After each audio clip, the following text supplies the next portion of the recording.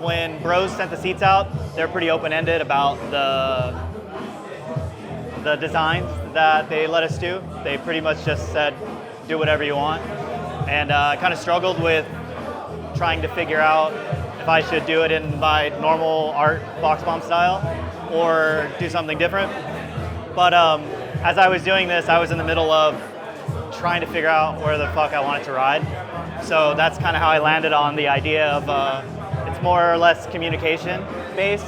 So around the front, around the top says outside or online, which is just kind of something to, you know, pretty self-explanatory there. We all spend a lot of time on our phones, talking to our friends, filming clips with our phones, just doing everything with our phones, and that's kind of the broader idea of the communication icons that are built into the top of the seat and the bottom of the seat.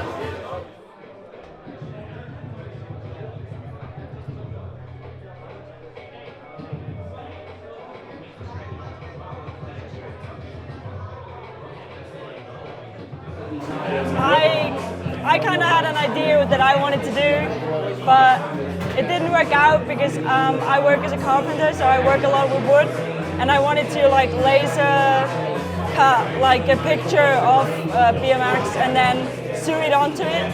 But then I didn't really it would have been really time intense, and I didn't really figure out how to do it because the sewing on part was just too hard to figure out because the material was pretty stiff. And then I was telling Felix about the picture idea, and then he was like, I have a method for it. And then I was like, why, just let's do it together. And then, yeah. Yeah, so I wanted to do that anyways. And I was trying to have someone put on the seat so you can see the seat in the photo. But then I was like, let's just self-time the photo. Try to get a photo together and print them over 2 seats. So it's not printed, but it's a print transfer. You just have this transfer paste that comes on the mirrored piece of paper, the mirrored photo. Some of the paste on the seat, let it dry a little bit, put it on there, and then you gotta let it sit for 2 hours, and then brush it off with a little sponge, super carefully, so the whole print, the ink doesn't come off. We weren't sure if it's actually gonna stick on the fake leather because it's quite it's pretty slippery. Yeah. So we cleaned it a little bit, but it worked perfectly. My printer kind of fucked up because it didn't have too much ink anymore. That's why the colors came out, but it somehow made it just cooler. I feel like. Yeah, definitely. So yeah, 1 photo and 2 seats.